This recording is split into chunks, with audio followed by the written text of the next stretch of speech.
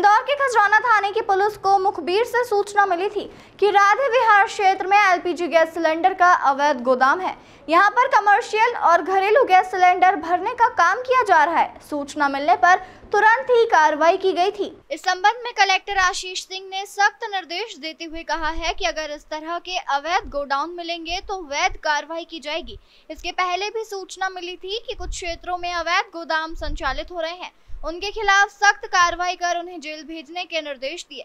Collector ने कहा कि अगर इस तरह के लगातार अवैध गोदाम मिलेंगे तो उन पर आवश्यकता होने पर एफआईआर दर्ज करवाई जाएगी और कालाबाजारी अधिनियम के तहत कार्रवाई की जाएगी। निश्चित रूप से जहां पर भी जो अनियमितता मिलती है उसके लिए जो भी व्यक्ति जिम्मेदार हैं, जो भी एजेंसी जिम्मेदार है, उनके खिलाफ कार्रवाई करी जाएगी। इस क्षेत्र में तीसरी बार ये गैस की टंकी से बड़ी मात्रा में पकड़ाई है, क्या सघन अभियान चलाने का? पहले भी जब हम लोगों ने वहां पर पकड़ा था तो उस समय ब्लैक मार्केटिंग के तहत हमने जेल भेजने की कार्रवाई भी करी थी। सघनता से हम लोग इस पे एक तरीके से निरीक्षण भी कराएंगे और इसके अलावा जो कमियां मिलेंगी उसके आधार पर बड़ी मात्रा में कार्रवाई भी करेंगे। जो सेफ्टी से संबंधित विषय हैं या लाइसेंसिंग से संबंधित जो विषय हैं, अगर कोई भी शिकायत प्राप्त होती है तो उस पर तत्काल कार्रवाई करी जाती है। कल जो गैस एजेंसी वाली हमको जानकारी मिली थी, तत्काल रात में टीम भेजकर उस पर कार्रवाई करी गई, जो शिकायत सही पाई गई।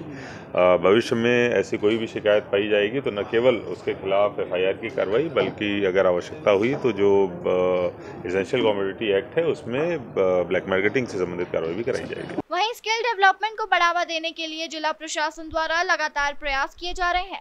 इसी के तहत कलेक्ट्रेट कार्यालय में एक बैठक आयोजित की गई। इस बैठक में शहर के 3 आईआईटी कॉलेज के स्टूडेंट को कौशल विकास के लिए बेहतर अवसर मिले, इस पर चर्चा की गई। शहर में करीब 1200 सीट्स को भरने का लक्ष्य रखा गया है। कौशल विकास के जरिए ग्रामीण और शहरी क्षेत्र में स्टूडेंट को बेहतर अवसर मिले, इसके लिए प्रयास किए जा रहे हैं।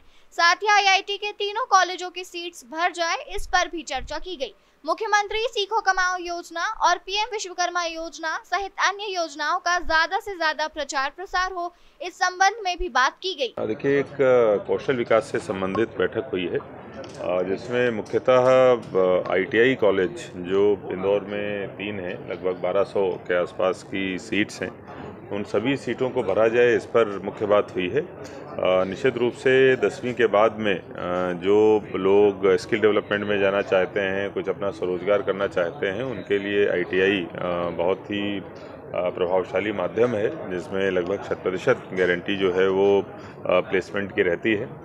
इस चीज़ का प्रचार प्रसार किए जाने की आवश्यकता है। इसलिए जितने भी स्कूल्स हैं, चाहे वो शासकीय स्कूल हों या अशासकीय स्कूल हों, शहर और गांव दोनों के, उनमें इस चीज़ का प्रचार प्रसार करने के निर्देश प्रदान किए गए हैं। इसके अलावा जो मुख्यमंत्री सीखो कमाओ योजना है, पीएम विश्वकर्मा योजना है और अन्य जो स्किल डेवलपमेंट वाली स्कीम चलती हैं, उनकी समीक्षा भी की गई है और उनके जो टारगेट्स मिले हुए हैं और उनमें जो प्रदर्शन है और अधिक सुधारने के निर्देश सभी को प्रदान किए। सर, इंदौर में सीएम राइज भी शुरू हो रहे हैं, कब से शुरू होंगे? देखिए, सीएम राइज का जो कंस्ट्रक्शन का काम है, एक जगह को छोड़कर बाकी जगहों पर वो चल रहा है। एक जगह की समस्या है जिसको हम लोग दूर कर रहे हैं, लेकिन जहां पर कंस्ट्रक्शन नहीं भी हुआ है, पुरानी बिल्डिंगों में ही नई पद्धति के आधार पर और सीएम राइज के जो नियम है उनके आधार पर स्कूल चालू हैं और यही कारण है, देखा भी जा रहा है कि उनमें प्रवेश के लिए बहुत ज़्यादा उत्साह नजर आ रहा है और लंबी वेटिंग जो है उसके लिए रहती है। बहरहाल Indore collector Ashish Singh skill development को लेकर और छात्रों के भविष्य को देखते हुए गंभीर नजर आ रहे हैं।